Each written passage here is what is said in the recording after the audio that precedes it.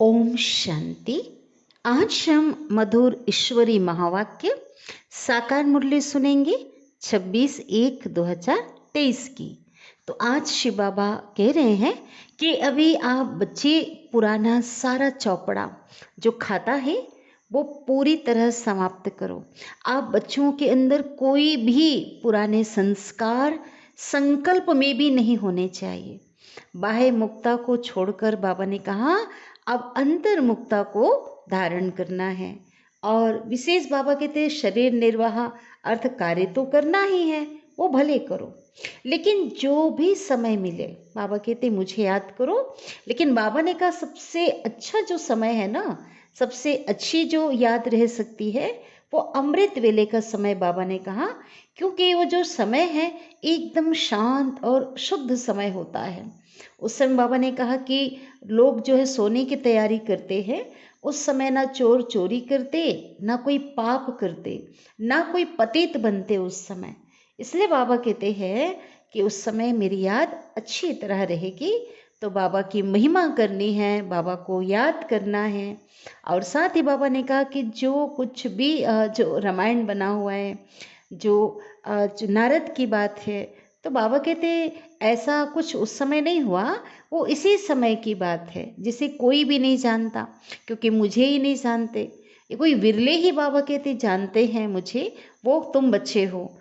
वो भी किसके द्वारा जाना तुमने तो हाँ मेरे द्वारा ही जो है मुझे जाना है। इसलिए बाबा कहते हैं अब आप बच्चों को पुरुषार्थ करना है, मेहनत करना है। और बाबा को जो मदद करनी है, सबसे पहली मदद तो पवित्रता की चाहिए, क्योंकि पावन बनकर ही पावन दुनिया ला सकते हैं। साथ ही बाबा ने कहा इस समय जो कुछ भी आपके पास है, तन मन धन सभी जो है ईश्वरीय कार्य में सफल करना है। और फिर लोग कहते हैं ना कि कैसे सृष्टि कैसे बढ़ेगी अगर सभी पावन बनेंगे। तो बाबा ने कहा ये तो बढ़ना ही है, क्योंकि आत्माएं तो वहाँ से क्या हो रहे हैं, आत्माओं का आना तो जारी है, वो अंत तक बढ़ते ही रहेंगे। इसलिए इस पे नहीं सोचना है कि सृष्टि की वृद्धि कैसे होगी। फिर बाबा ने कहा कि जैसे भारत में एक बहुत अच्छा जो है, भारत में जो कहते हैं ना कि हिंदू चीनी भाई भाई या चीनी मुस्लिम भाई भाई, ना सभी धर्म के जो आत्माएं आपस में भाई भाई हैं। तो बाबा कहते बहुत अच्छा कहते हैं, क्योंकि सच्चाई है ना इसमें। बाबा कहते एक पिता के एक बाप के सब बच्चे हैं, है ना। तो इसलिए बाबा ने कहा कि जितना बाबा को याद करेंगे, बाबा को सब कुछ अर्पण करेंगे, तो उससे तुम बच्चों को क्या मिलेगी, ताकत मिलेगी। अभी तुम मनुष्य से देवता बन रहे हो, है ना। तो बाबा कहते संस्कार भी तो इतना ऊंचा होना चाहिए ना। तो अभी हम विस्तार से आज के महावाक्य को सुनते हैं। आज की मुरली का सार। मीठे बाबा कहते हैं, मीठे बच्चे, अमृत वेले के शांत शुद्ध वायुमंडल में तुम देह सहित सब कुछ भूल मुझे याद करो। उस समय याद बहुत अच्छी रहेगी। प्रश्न है, दो प्रश्न है। तो पहला प्रश्न है, बाप की ताकत प्राप्त करने के लिए तुम बच्चे सबसे अच्छा कर्म कौन सा करते हो। बाप की ताकत अर्थात बाबा से शक्ति कब मिलेगी। बाबा से शक्ति प्राप्त करने के लिए सबसे अच्छा काम है, सबसे उत्तर है, सबसे अच्छा कर्म है बाप पर अपना सब कुछ तन मन धन सहित अर्पण करना।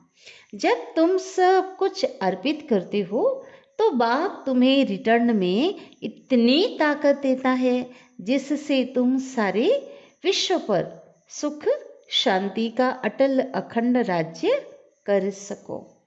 अब है प्रश्न 2, बाप ने कौन सी सेवा बच्चों को सिखलाई है जो और कोई मनुष्य नहीं सिखला सकते।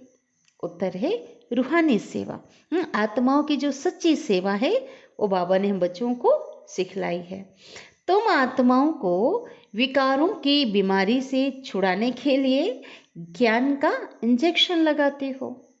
तुम हो रूहानी सोशल वर्कर। बाबा ने आज कहा है कि मैं भी रूहानी क्या हूँ, सोशल वर्कर हूँ, और मैं तुम्हें भी ये सेवा सिखाता हूँ। मनुष्य जिस्मानी सेवा करते हैं, लेकिन ज्ञान इंजेक्शन दे करके आत्मा को जागती ज्योत नहीं बना सकते। तो यह सेवा बाबा ही बच्चों के को सिखलाते हैं, है ना। बाबा स्वयं करते हैं और अपने बच्चों को ये सेवा करना, रूहानी सेवा करना सिखलाते हैं। ओम शांति। भगवानो वाच। यह तो समझाया गया है कि मनुष्य को कभी भगवान नहीं कहा जा सकता। यह है मनुष्य सृष्टि और ब्रह्मा विष्णु शंकर है सूक्ष्म तन में, है ना। परमात्मा की क्या है, वो सूक्ष्म रचना है। शिव बाबा है आत्माओं का अविनाशी पिता। विनाशी शरीर का बाप जो पिता है वो विनाशी है, यह तो सब जानते हैं। पूछा जाता है कि तुम्हारे इस विनाशी शरीर का पिता कौन है और आत्मा का पिता कौन है।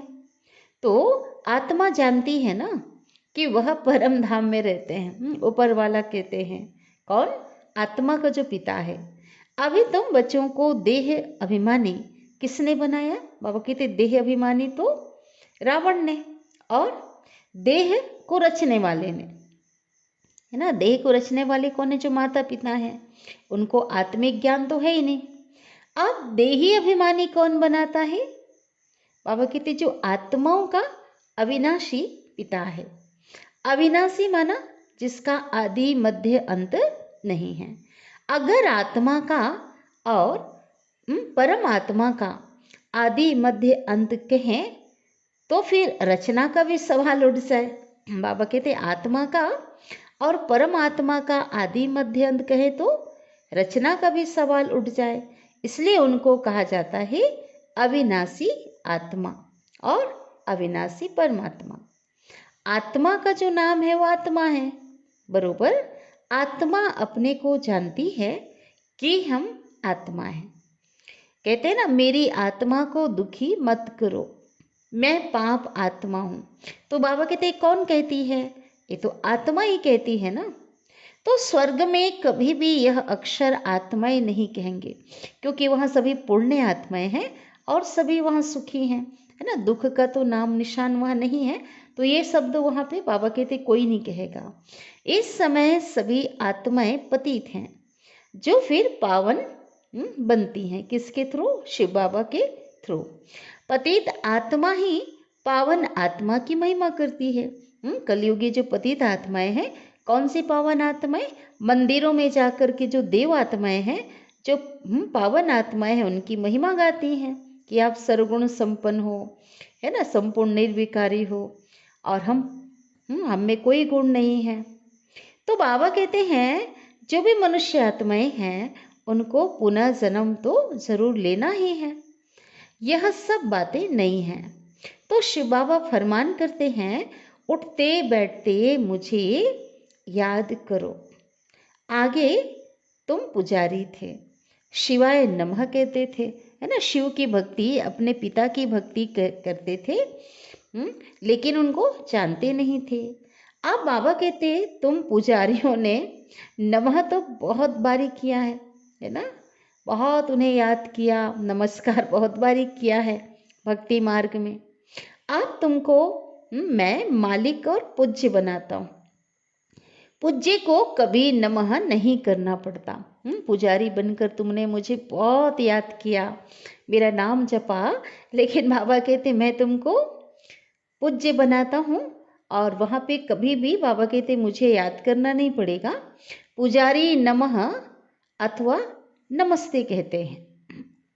नमस्ते का अर्थ ही है नमः, है ना। पुजारी लोग क्या कहते? नमः या नमस्ते। कांध थोड़ा नीचे करेंगे, माना श्रद्धा, झुकते हैं ना। अब तुम बच्चों को नमः कहने की दरकार नहीं है। ना लक्ष्मी नारायण नमः कहना है, ना विष्णु देवताय नमः, ना शंकर देवताय नमः। क्यों? क्योंकि यह अक्षर ही पुजारी पने का है। अब तो तुमको सारी सृष्टि का मालिक बनना है ना। तो बाबा कहते अब तो बाबा को याद करना है ना, दिल से याद करना है। मुख से कोई कहने की तो बात नहीं है ना, नमः कहने की बात नहीं है। बाबा कहते बुद्धि योग बाबा से लगाना है। कहते भी हैं ना कि वह सर्व समर्थ है। कौन? शिव बाबा परमात्मा। कालों का काल अकाल मूर्त है, सृष्टि का रचयिता है, ज्योतिर्बिंदु स्वरूप है। आगे उनकी बहुत महिमा करते थे। पर जब अव्यभिचारी भक्ति हुई, शुरुआत हुई, बहुत महिमा किया उसकी। फिर क्या कह देते हैं, इधर महिमा किया, बाद में कहा वो सर्वव्यापी है, कुत्ते बिल्ली में भी है। फिर तो सभी महिमा ही खत्म हो जाती है। इतना जो महिमा किया सब क्या कर दिया, सब मलियामेट कर दिया, है ना। उनकी महिमा ही क्या कर दिया, खत्म कर दिया। इस समय के सब मनुष्य ही पाप आत्माएं हैं, तो फिर जानवरों की क्या महिमा होगी। बाबा कहते हैं मनुष्य की ही सारी बात है। आत्मा कहती है मैं आत्मा हूँ, यह मेरा शरीर है। जैसे आत्मा बिंदु है, वैसे परम पिता परमात्मा भी कैसा है, वो भी बिंदु है। वह भी कहते हैं मैं पतितों को पावन बनाने साधारण तन में आता हूँ, आकर के बच्चों का ओबीडियंट सर्वेंट बन सर्विस करता हूँ, है ना। आज्ञाकारी क्या बनते, सेवक बन करके सर्विस करते हैं। मैं रूहानी सोशल वर्कर हूँ, आत्माओं का क्या हूँ, सेवा करने वाला। और तुम बच्चों को भी रूहानी सेवा करना सिखलाता हूँ, और सब जिस्मानी हद की सेवा करना सिखलाते है ना। दुनिया में जो भी सोशल वर्कर हैं वो क्या करते हैं, जिस्मानी सेवा करते हैं। तुम्हारी है रूहानी सेवा। तब कहा जाता है ज्ञान अंजन सदगुरु दिया, और अज्ञान अंधेर विनाश। सच्चा सतगुरु वह एक ही है, और वही अथॉरिटी है ना, सबसे बड़ा अधिकारी है। तो वही क्या है, अथॉरिटी है। सभी आत्माओं को आकर के इंजेक्शन लगाते हैं। कौन सा इंजेक्शन, बाबा कहते ज्ञान का इंजेक्शन। आत्माओं में ही विकारों की काम क्रोध मोह लोभ अहंकार ईर्ष्या द्वेष घृणा जितने भी विकार हैं उन विकारों की बीमारी है। तो यह ज्ञान का इंजेक्शन और कोई के पास होता नहीं। पतित आत्मा बनी है ना कि शरीर जिसको इंजेक्शन लगाएं। तो 5 विकारों की कड़ी बीमारी है, तो इसके लिए इंजेक्शन ज्ञान सागर बाप के सिवाय और कोई के पास इंजेक्शन है ही नहीं। तो बाबा आकर के आत्माओं से बात करते हैं कि हे आत्माएं, तुम जागती ज्योति थी, तुम आत्माओं की ज्योति सदा जगी हुई थी, अर्थात तुम आत्म स्मृति में थे, है ना। फिर माया ने परछाया डाला। ये माया ने क्या परछाया डाला, आत्म अभिमानी से देह अभिमान में ले आए, है ना। देह अभिमानी बना दिया, और डालते डालते परछाया डालते डालते अंधकार में ले जाते हुए क्या किया, तुमको धुंधकारी बुद्धि बना दिया। एकदम मलिन बुद्धि बन गई, है ना, अंधकार में आ गए। बाकी कोई युधिष्ठिर व धृतराष्ट्र की बात नहीं है जो पांडव दिखाते हैं ना, तो यह रावण की बात है। तो शिव बाबा कहते हैं मैं आता ही हूँ साधारण रीति में, साधारण मनुष्य के तन में मैं आकर प्रवेश करता हूँ, और मेरे को कोई विरला ही जान सकते हैं। हाँ, वो कौन है, हम बच्चे है ना, कोटों में कोई उन्हें जानते हैं, वो भी उनके थ्रू ही जाना है। शिव जयंती अलग है और कृष्ण जयंती अलग है। परमपिता परमात्मा शिव को कृष्ण से मिला नहीं सकते, क्योंकि शिव है निराकार और कृष्ण है साकार। शिव है पिता और कृष्ण क्या है, वो तो बच्चा है। वो तो आजन्मा है शिव बाबा, और कृष्ण तो जन्म मृत्यु के चक्र में आने वाला, पुनः जन्म लेने वाला। तो शिव बाबा कहते हैं मैं हूँ निराकार, मेरी महिमा भी गाते हैं ना। हे पतित पावन, आओ और आकर के इस भारत को फिर से सतयुगी दैवी राजस्थान बनाओ। तो बाबा कहते ऐसा क्यों महिमा गाते हैं, क्योंकि कोई समय दैवी राजस्थान था ना, मैंने कभी उसको ऐसा बनाया था, अभी नहीं है, इसलिए बाबा कहते फिर से मुझे बुलाया जाता है। फिर कौन स्थापन करेगा, बाबा कहते मेरे सिवाय तो कोई स्थापन कर नहीं सकता। तो परमपिता परमात्मा ही ब्रह्मा द्वारा नई दुनिया स्थापन करते हैं। अभी है पतित प्रजा का प्रजा पर राज्य, है ना, प्रजातंत्र है। जो भी जो आजकल के जो शासक हैं वो प्रजा के द्वारा चुने जाते हैं, है ना, उनके बीच से। तो इनका नाम ही है कब्रिस्तान। माया ने सबको खत्म ही कर दिया है।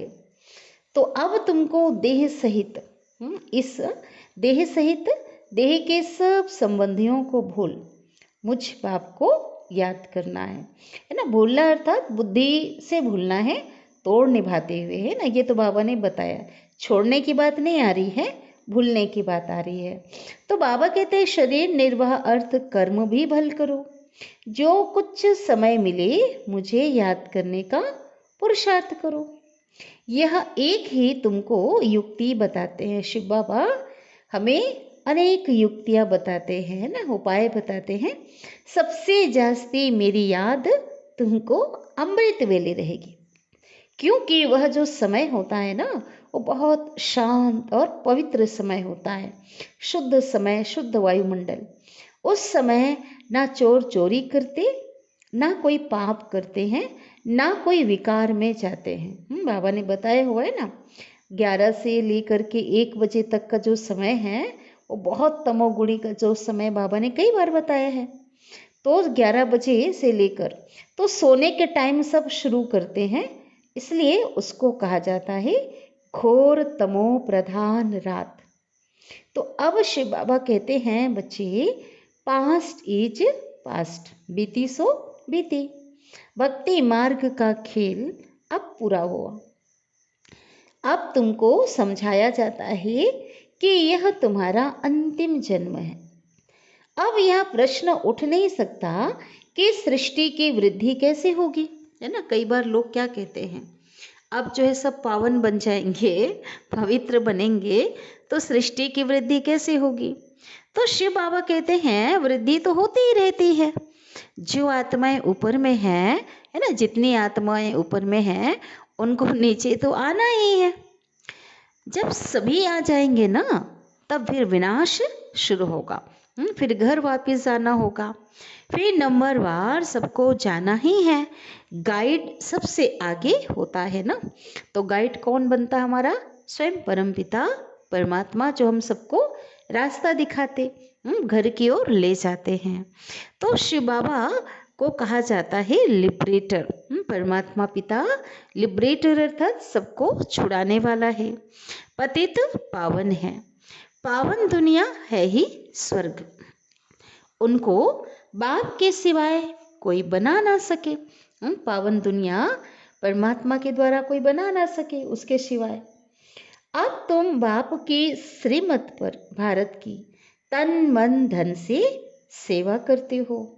गांधी जी चाहते थे परंतु कर ना सके। क्या चाहते थे, राम राज्य लाने की उनका संकल्प था ना, लेकिन कर ना सके।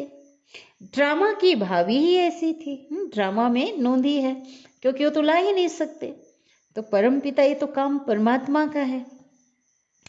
तो बाबा कहते हैं जो पास्ट हुआ, पतित राजाओं का राज्य तो खत्म होना था, तो उनका नाम निशान खत्म हो गया।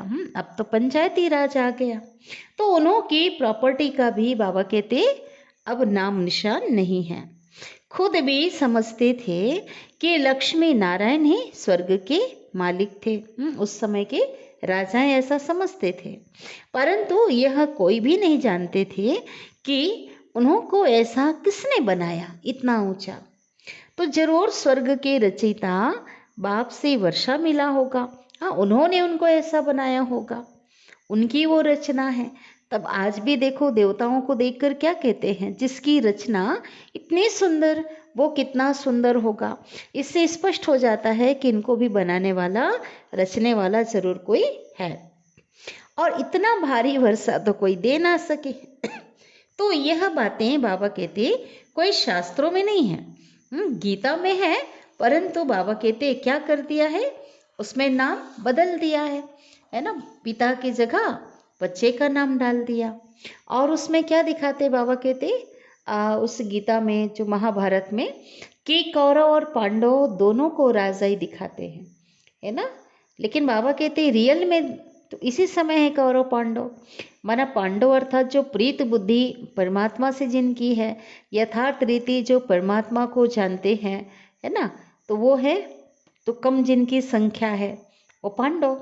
और विपरीत बुद्धि वाले भारतवासी, है ना, जो यथार्थ रीति ना अपने को जानते हैं, ना परमात्मा को जानते हैं, ना आदि मध्य अंत को जानते ड्रामा का।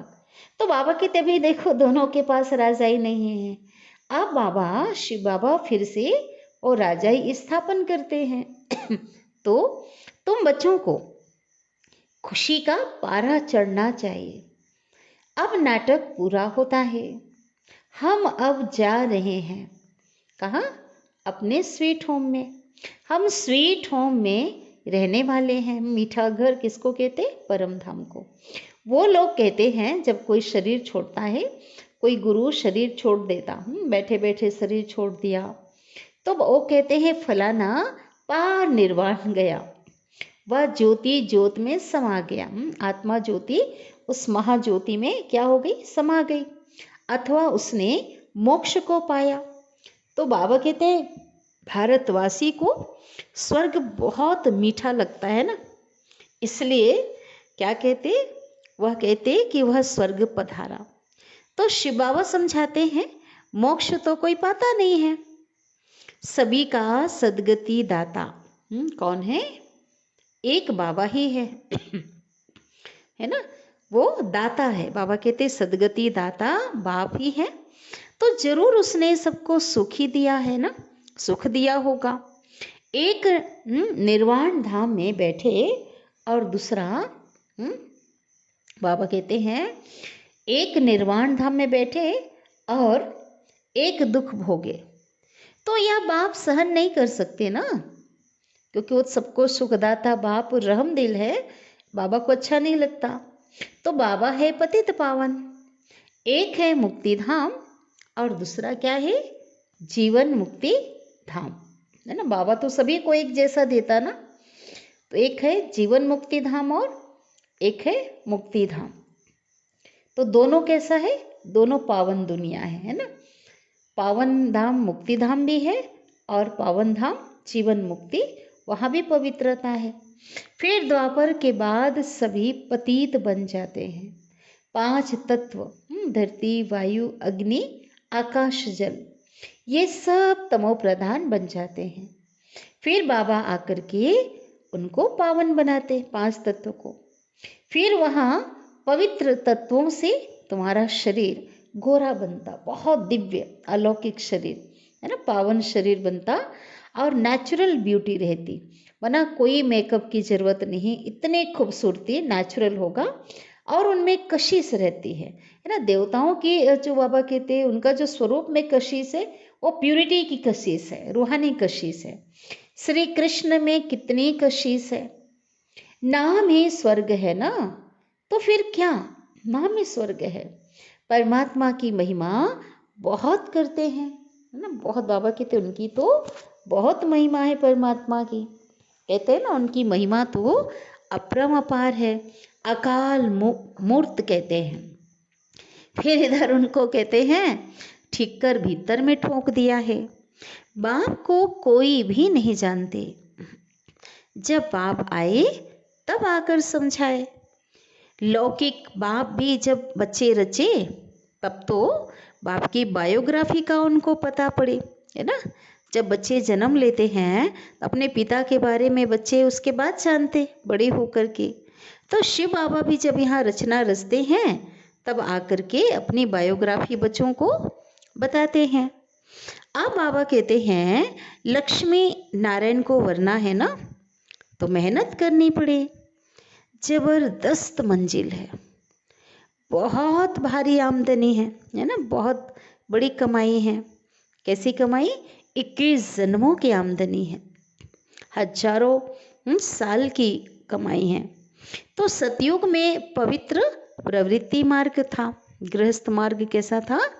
पवित्र था, पवित्र राजस्थान था। सो अब कैसा हो गया?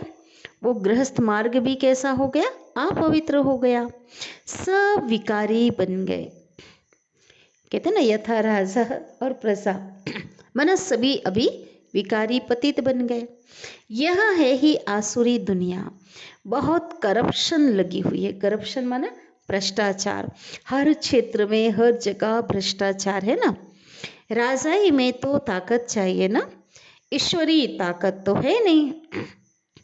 प्रजा का प्रजा पर राज्य है। जो दान पुण्य अच्छे कर्म करते हैं उनको राजाई कर्म में जन्म मिलता है।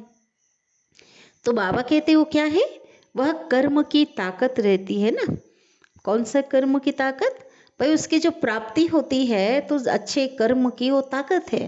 बाबा कहते अभी तो तुम बहुत ऊंचे कर्म करते हो, तुम अपना सब कुछ तन मन धन शिव बाबा को अर्पण करते हो।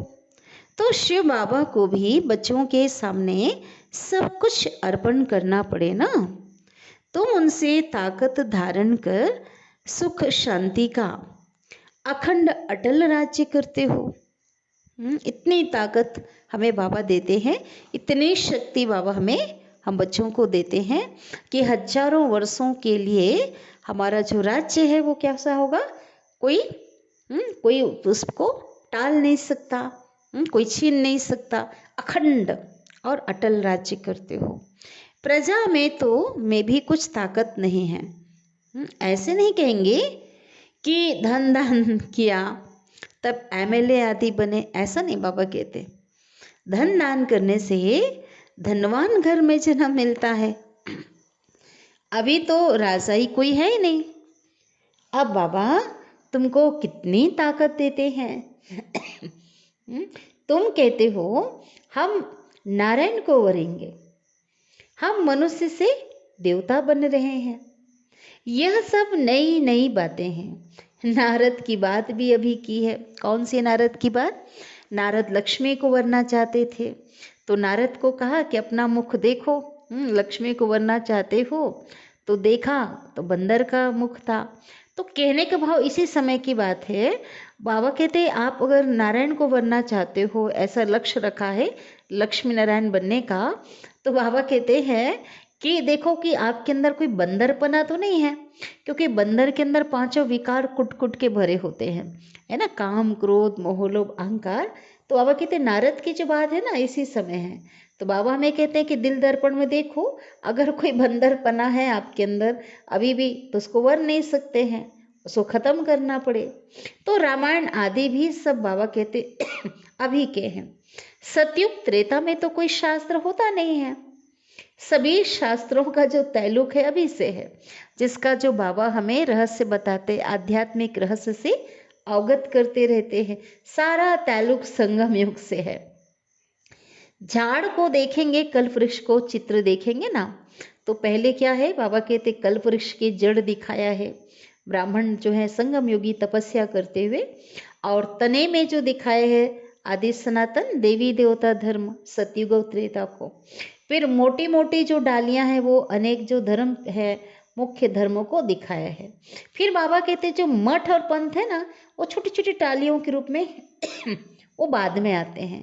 तो यही बाबा कहते झाड़ में देखेंगे उस चित्र को ध्यान से, मठ पंथ आश्रम समाज वो सबसे आखिरी के हैं। लेकिन मुख्य क्या है, ब्राह्मण वर्ण संगम युग, फिर है देवता वर्ण क्षत्रिय। तो ब्राह्मणों की जो चोटी है ना, बाबा कहते मशहूर है, यह ब्राह्मण वर्ण सबसे ऊंचा है, क्योंकि संगम युग में भगवान ने आकर के हमें क्या बनाया, ब्रह्मा के द्वारा ब्राह्मणों की रचना रची है, जिसका फिर शास्त्रों में वर्णन नहीं है। इसीलिए बाबा कहते ये जो काम है ना संगम युग का एकदम गुप्त है। शिव बाबा भी गुप्त और उनके बच्चे ब्राह्मण आत्माएं गुप्त हैं।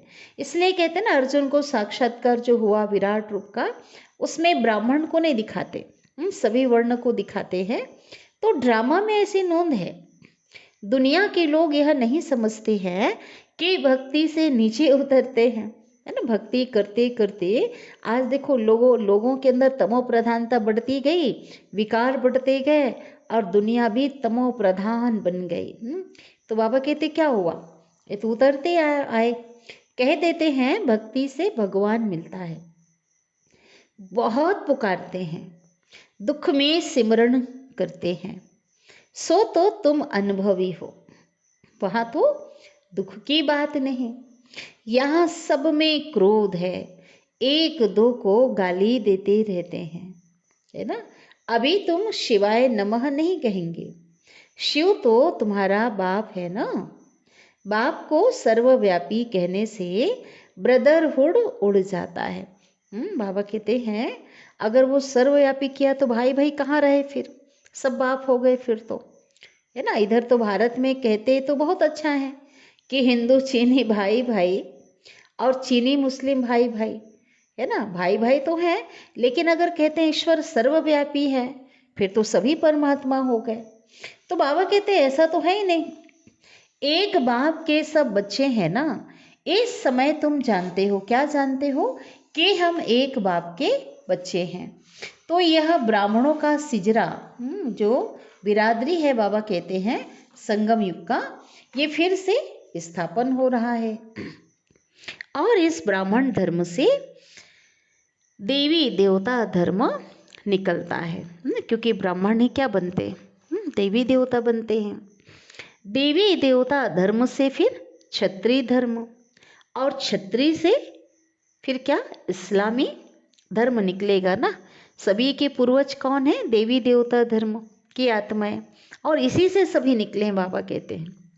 फिर बौद्धिक क्रिश्चियन निकलेंगे। तो ऐसा वृद्धि होते होते इतना बड़ा झाड़, कल्प वृक्ष एक विशाल वृक्ष हो गया है। तो यह बेहद का सिजरा हो गया, बिरादरी है ना, वह होता है हद का। तो यह डिटेल की जो विस्तार की बातें हैं जिसको धारण नहीं हो सकती हैं, उनके लिए बाप सहज युक्ति बताते हैं कि बाप और वर्षे को याद करो तो स्वर्ग में जरूर आएंगे। बाकी ऊंच पद प्राप्त करना है तो उसके लिए पुरुषार्थ करना है। यह तो तुम बच्चे जानते हो, शिव बाबा भी तुमको समझाते हैं, यह बाबा भी समझाते हैं। वही हमारी तुम्हारी बुद्धि में, माना ये जो है कौन कह रहे हैं, ब्रह्मा बाबा, कि जो शिव बाबा समझा रहे हैं ना, वही हमारी तुम्हारी बुद्धि में है। वह हम शास्त्र आदि पढ़े हुए हैं, परंतु जानते हैं बाबा जो है अपनी बात भी, अपना अनुभव भी ब्रह्मा बाबा शेयर कर रहे हैं, परंतु जानते हैं इन सब से कोई भगवान तो नहीं मिलता है। तो शिव बाबा समझाते हैं, मीठे मीठे बच्चे शिव बाबा को और वर्षी को याद करते रहो। बाबा आप बहुत मीठे हो, कमाल है आपकी, ऐसे ऐसे महिमा करनी चाहिए ना बाबा की। तुम बच्चों को ईश्वरीय लॉटरी मिली है, अब मेहनत करनी है ज्ञान और योग की, इसमें जबरदस्त प्राइज मिलती है, तो पुरुषार्थ करना चाहिए, है ना। अच्छा, याद प्यार ले लेते हैं बापा का, बाप दादा की ओर से याद प्यार। मीठे मीठे सिकिलधे बच्चों प्रति माता पिता बाप दादा का याद प्यार और गुड मॉर्निंग। रूहानी बाप की रूहानी बच्चों को नमस्ते, और हम रूहानी बच्चों की रूहानी माता पिता बाप दादा को याद प्यार, गुड मॉर्निंग और नमस्ते। शुक्रिया बाबा, शुक्रिया, आपका दिल से पद्मा पदम गुणा शुक्रिया। धारणा के लिए मुख्य सार। पहली पॉइंट, अब नाटक पूरा हो रहा है, हम अपने स्वीट होम में जा रहे हैं, मीठे घर में जा रहे हैं। इस स्मृति से खुशी का पारा सदा चढ़ा रहे। दूसरी पॉइंट है, पास्ट सो पास्ट कर, इस अंतिम जन्म में बाप को पवित्रता की मदद करनी है, तन मन धन से भारत को स्वर्ग बनाने की सेवा में लग जाना है।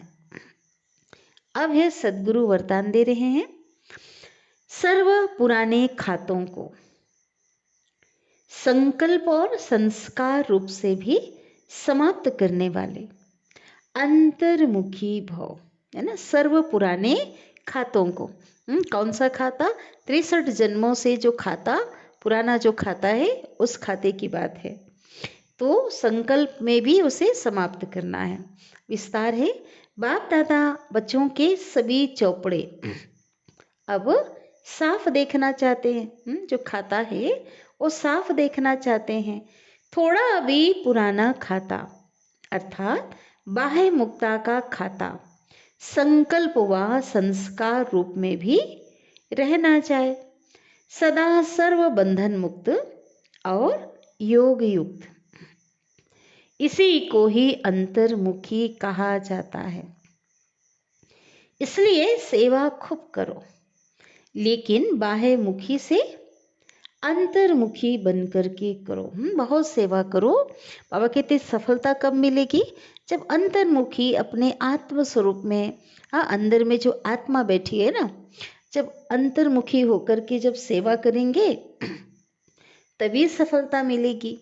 बाबा कहते अंतर्मुखता की सूरत द्वारा अपने बाप का नाम वाला करो, तभी शिव बाबा की उस पिता की प्रत्यक्षता कर सकेंगे। आत्माएं बाप का बन जाएं, ऐसा प्रसन्न चित्त बनाओ। किसका? स्वयं के स्वरूप को इतना दिव्य बनाओ, इतना अलौकिक खुशनुमा बनाओ कि आपको देखकर किसकी याद आए? बाप की याद आ जाए।